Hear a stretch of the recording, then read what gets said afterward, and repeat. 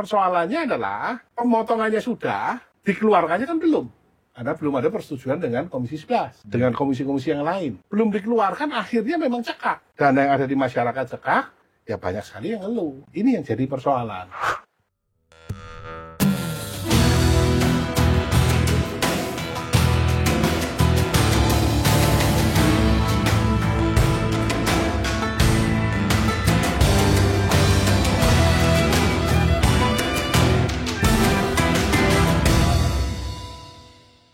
Sebetulnya yang menjadi teriakan-teriakan nih, Bung Haris, kalau ikat pinggang diketatkan itu kan sesek rasanya. Sesek rasanya. Apalagi kalau kayak saya nih. Jadi warnanya eksekutif kemarin yang juga dihawasi sama legislatif kan ceritanya kan efisiensi. Yes. Nah, itu rapat ini nggak boleh, kegiatan ini nggak boleh, itu nggak boleh. Sehingga secara nalar kami nih yang di masyarakat adalah nggak ada gerak-gerak nih, nggak ada traveling, nggak ada apa, banyak bilang Bali sepi, hotel mungkin di dapilnya Bung Haris juga kegiatannya mungkin menurun. Ini bagaimana nasibnya? Kalau misalnya ini terus-terusan bergulir terus sampai akhir tahun loh, ini bukan lesu darat. Saya banyak terima masukan dari teman-teman dari perhotelan ya. Mereka mengeluh karena banyak sekali yang terpaksa bahkan layoff ya. Merumahkan sebagian dari karyawannya karena masalah sepi. Itu nyampe ke Mas Haris betul bahwa mereka melakukan perumahan terhadap karyawan. Sebagian mereka sudah tidak kuat lagi ya, karena jumlah tamunya sangat terbatas. Karena sebagian dari mereka kan pelanggannya adalah dari pemerintah juga. Karena dengan aktivitas pemerintah ini menggerakkan ekonomi perhotelan sebenarnya. Ya kan? Tapi kan kita tahu efisiensi ini dilakukan ya. Kalau efisiensi dalam arti yang lemak-lemak sisa itu, yang berlebihan, masang gitu ya kan, diseseti, jangan kena daging dong. Nah, kalau kena daging kan sakit. Itu yang jadi persoalan. Ya, efisiensi menurut teori strategic management is a must. Apapun pilihan strateginya. Tapi kan ini sebenarnya bukan efisiensi. Memang dikeret, dipotong segala macam. Tapi nantinya kan akan direalokasikan. Jadi duitnya nggak hilang nih ya? Duitnya nggak hilang. Ya. Tapi persoalannya adalah pemotongannya sudah, ya, dikeluarkannya kan belum. Karena belum ada persetujuan dengan Komisi 11, dengan komisi-komisi yang lain. Ya. Belum dikeluarkan, akhirnya memang cekak. Dana yang ada di masyarakat cekak, ya banyak sekali yang ngeluh. Ini yang jadi persoalan. Ini kapan, Mas? Ya nunggu pemerintah ngajuin ini mau diapakan nih hasil efisiensi quote-unquote 306 triliun ini mau dilarikan kemana ya kan, kita kan nunggu dari pemerintah mau dilarikan kemana dan harus persetujuan DPR loh. Masang ya ini yang membuat ini punya kekuasaan adalah anggaran. Anggaran itu 100% kewenangan dari DPR. Pemerintah ngajuin kita setuju atau tidak setuju. Kalau undang-undang ini saham DPR, ini 50%, saham pemerintah 50%. Karena dia bisa perpu dan segala macam. Ya. Tetapi kalau bicara soal anggaran, itu sahamnya 100% ada di DPR. Sehingga nanti pemerintah ajuin untuk kemana, masuk akal, ya kita akan setujui. Tapi apakah time frame-nya ini sudah kelihatan hilalnya gitu, Bung Haris? Atau ya memang sebenarnya belum ya. Kita sendiri awalnya ya, saya tidak ngerti ya. Kenapa pemerintah tidak katakan APBN perubahan. Sehingga kan bisa lebih luas untuk melakukan itu. Tapi sampai sekarang, rasanya belum ada lari ke arah sana, ke arah APBN perubahan. Karena kalau perubahan kan posturnya juga bisa dirubah. Ya, undang-undang APBN-nya bisa dirubah. Tapi sekarang kan tidak ada arah ke sana. Jadi nanti paling akan merealokasikan kemana, ini yang akan dibicarakan dengan DPR. Oke. Saya berharap pertanyaan yang saya akan ajukan ke Bung Haris ini bisa dapat jawaban yang kritis, karena bisa jadi belum tentu sejalan. Karena sebetulnya gini, Bung Haris ini kan juga orang lapangan. Saya ketahui Bung Haris tuh turun ke dapilnya turun. Bukan cuma turun dari wahai rakyatku semua dari mobil atau apa, itu enggak ya. Tapi turun sampai ke kampung, sampai ngurusin pagar kuburan aja. Ini Bung Harisnya turun loh. Kan sebetulnya masyarakat sendiri kan ada kebutuhan yang nyata sebetulnya ya. Tapi kan mungkin secara arah kebijakan pembangunan nasional ini sekarang mungkin tidak seperti yang 10 tahun yang lalu nih. Ya. Kita bukan gagal move on ya, tapi kita lihat warnanya 10 tahun yang lalu kan memang lebih baik infrastruktur ya. Ya. Infrastruktur, pembangunan yang sifatnya fisik. Nah sekarang nih gimana? Karena kan DPR sendiri kan punya kemampuan untuk mendrive bagaimana arah anggaran tersebut akan dimanfaatkan. Ya. Nah ini menurut Bung Haris sendiri sebetulnya dalam perspektifnya Bung Haris sendiri, kemana sih sebetulnya yang sebetulnya masih butuh sekali untuk mendapatkan perhatian yang lebih dibandingkan mungkin agenda prioritas yang itu? Atau Mas Haris cenderung setuju dengan arah pembangunan strategi sekarang? Kalau lihat dari asas citranya, ya makan bergizi, kemudian kedaulatan pangan, ya kan, kemudian yang lainnya, rasanya sih memang secara ide bagus sekali, cuman implementasinya nggak gampang. Ya, katakan mengenai infrastruktur anggarannya tadinya 110 triliun.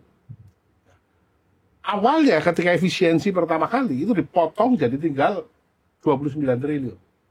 29 triliun, 11 triliun diantaranya itu untuk bayar gaji. Jadi untuk perbaikan jalan saja nggak bisa. Perbaikan loh, nggak bikin jalan baru. Jadi perbaikan tuh jalan bolong, Ya, itu aspal terkelupas, maintenance. Nggak ada anggarannya. Serem dong. Iya, makanya. Walaupun kemudian direalokasi menjadi sekitar 60-an triliun. Okay. Nah, dari situ tetap kurang. Tapi kemarin di penjelasannya, saya bisa terima bahwa tidak semuanya harus didanai pemerintah. Harapannya adalah swasta terlibat.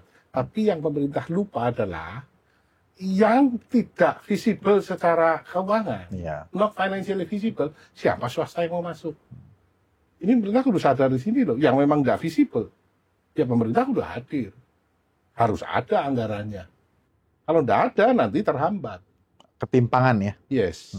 Ya, bahwa akibat dari semua ini kemudian masyarakat yang paling bawah ya, sebenarnya mereka kan terima banyak bantuan dan itu kan tidak berkurang bantuannya. Itu kita ngomong benar-benar yang garis bawah ya? Ya, yang paling bawah. Itu masih ada lah buffernya. Tapi yang menengah ini. Iya, yang makin kecekek loh. Kecekek. Siapa sih menengah? Menengah adalah orang yang punya spending 2-10 juta. Ya, teman-teman UMR plus lah ya. Nah, ini memang yang jumlahnya turun. Dari 57 juta tadinya, tinggal 47 juta. Nah, mereka kan nggak hilang kan? Nggak hilang, tapi turun ke bawah pangkat. Kan? Nah, turun pangkat ke bawah. Padahal, ya kita tahu kalau mereka turun pangkat ke bawah ini, beban lagi ya, kan? beban lagi. Dan kalau kita melihat pertumbuhan ekonomi, ya sebenarnya kan ini punya penopang, iya ya kan? Kelompok menengah ini yang konsum kan? Ya, konsum. Sehingga memang harus diakui ya pertumbuhan 8% nggak gampang. Ini di luar skrip nih, tapi nggak apa-apa ya. Kan instrumen pertumbuhan ekonomi itu kan ada government spending kan? Ada juga consumption. Ya. Government spending kan ini ada gangguan sedikit, ada disrupsi. Ya, belum di spending. Ya. Consumption-nya nggak naik. Nggak naik. Investment-nya. Nah, jadi kan tapi maksud saya arahannya gini aja nih Bung, saya langsung ke titiknya aja. Ini kan 3 instrumen ini kan juga challenging semua nih. Yes. So how we see the bright side-nya nih Bung Haris? Sekarang begini, komponen GDP, ya itu kan ada C, consumer spending. Iya. Consumer spending mau naik berapa sih? Ya, nggak bakalan gede dan ini dominan sekali. Nah kita kan udah mantap karena makan tabungan kan. Jujur nih, curhat nih kita boleh dong. Ya, betul, boleh Bung dan Cis ya tuh. Government spending. Ya, ruang fiskal terbatas mau spending gimana? Nggak bisa. Ekspor, net ekspor. Ya, kita mau suruh ekspor lebih gede lagi, tumbuh 20%, ya iso. Ya kan, nggak bisa. Karena ini perlu perbaikannya lama. Dan apalagi kita tahu dunia juga nggak baik-baik saja. Ya. Sehingga kalau mau tumbuh lebih besar adalah investasi swasta. Baik asing maupun domestik. Nah, siapa yang mampu menggerakkan investasi? Ya kan? Nah, di sini kata kuncinya, kalau mau tumbuh besar,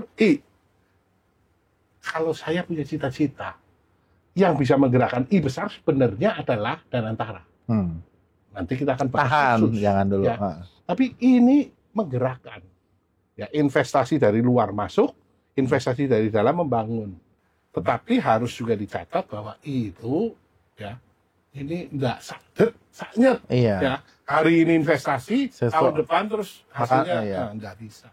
Ini perlu waktu yang lebih lama. Dan sebetulnya secara khusus ya, saya mau titip ke Bung Haris juga bahwa kita punya problem regulasi yang kompleks sebetulnya. Jadi sebetulnya ada harapan nih yang saya sering terima juga dari diskusi-diskusi di tingkat terbatas adalah kita berharap nih Bung Haris bahwa DPR juga mendukung upaya deregulasi sebetulnya. Yes. Deregulasi itu bukan dengan semangat untuk kita nggak mau diatur ya, tapi deregulasi bagaimana kita melihat. Sebetulnya kan dulu di Komisi 6 kan Bung Haris tuh kritis banget tuh soal OSS ya. Ya bahwa bagaimana OSS tuh menjawab sebetulnya kemudahan investasi. Cuman kan kenyataannya kita masih punya pekerjaan rumah. Kita nggak bilang itu jelek ya, tapi pekerjaan rumah banyak. Jadi harapannya memang ada juga semangat untuk deregulasi sehingga para investor tuh lebih mudah. Harus, kalau itu harus. Deregulasi harus, ya. OSS harus benar-benar dijalankan lah, ya kan. Faktanya kan nggak sempurna, ya kan. Masih terlalu banyak meja yang harus dilewatin. Ya. Dan ekonomi biaya tinggi. Ini terjadi di Indonesia, ekonomi biaya tinggi. Dan akhirnya kita nggak bisa bersaing juga kan sama luar kan, ya. Itu dia.